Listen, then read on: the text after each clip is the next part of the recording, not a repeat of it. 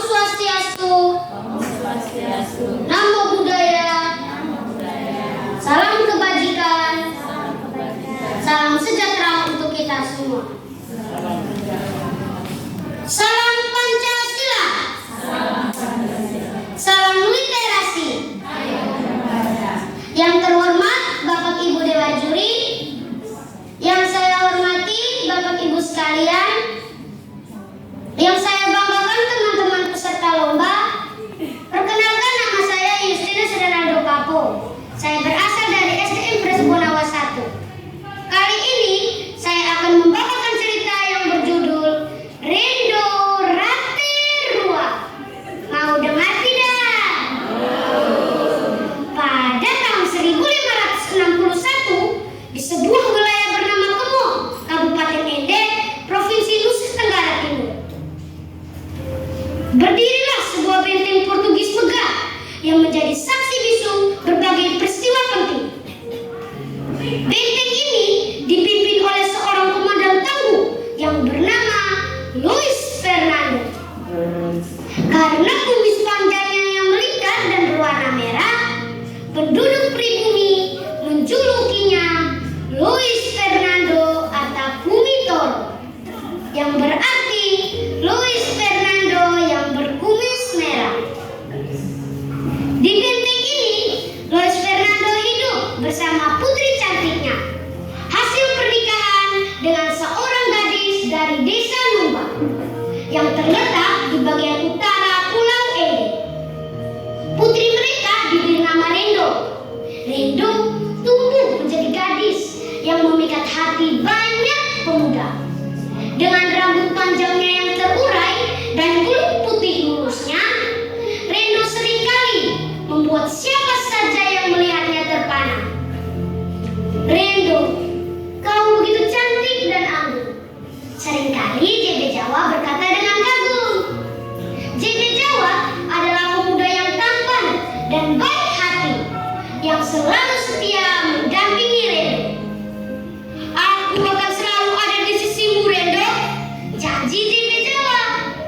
Terima kasih JB, aku sangat menghargai kesetiaanmu, balas Rendo dengan senyum manis. Namun, cinta JB Jawa tidaklah sendirian. Di seberang pulau, seorang pemuda gagah berani bernama Dokerua juga jatuh hati pada Rendo. Dokerua yang memimpin armada bajak laut merasa cintanya yang besar kepada Rendo harus diperjuangkan. Sayangnya, cintanya tidak terbalas. Rendo hanya menaruh hati pada JB Jawa, yang membuat Dokerua dipenuhi dengan rasa cemburu dan dendam. Rasa cemburu yang mendalam serta cinta yang menggebu-gebu membuat Dokerua nekat. Aku harus merebut Rendo, meskipun harus menyerang benteng itu. Tekadnya dalam hati. Ia menyusun rencana untuk menyerang benteng Portugis. Malam itu langit gelap, angin bertiup kencang. Ketika armada bajak laut Dokerua menyerbu benteng. Serang! Jangan biarkan satu pun bertahan, teriak Dokerua kepada pasukannya. Pertarungan hebat pun tak terhindarkan. Luis Fernando menghunus pedangnya. Bertahanlah, kita harus melindungi benteng ini, serunya kepada para prajurit. Di sisi lain, JB Jawa berteriak, aku akan melindungimu Rendo dengan nyawaku, sambil melawan para bajak laut dengan gagah berani. Namun, takdir berkata lain. Luis Fernando dan JB Jawa bertarung dengan segenap keberanian mereka. Namun, mereka tidak mampu menahan serangan musuh yang datang bertubi-tubi.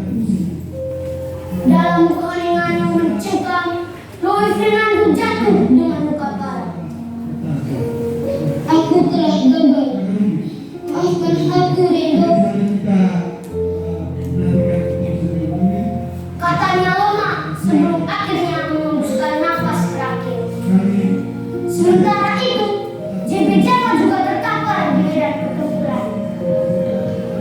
Rendo.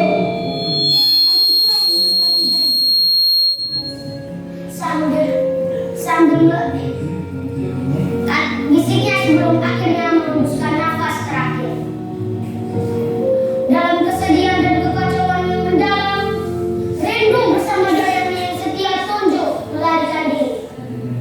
Mereka mencari tempat aman untuk bersembunyi dari kejaran Dokerwa dan pasukannya. Berlari di tengah malam yang gelap, mereka akhirnya menemukan tempat perlindungan di sebuah gua terpencil di Ekore. Namun, takdir tragis terus membayangi hidup Rendo. Hidup dalam kekacauan dan kesedihan yang mendalam, Rendo dan Tonjo akhirnya meninggal di gua tersebut. Legenda tentang Rendo pun menyebar di kalangan masyarakat, di mana mereka percaya bahwa Rendo dimakamkan di dua tempat berbeda.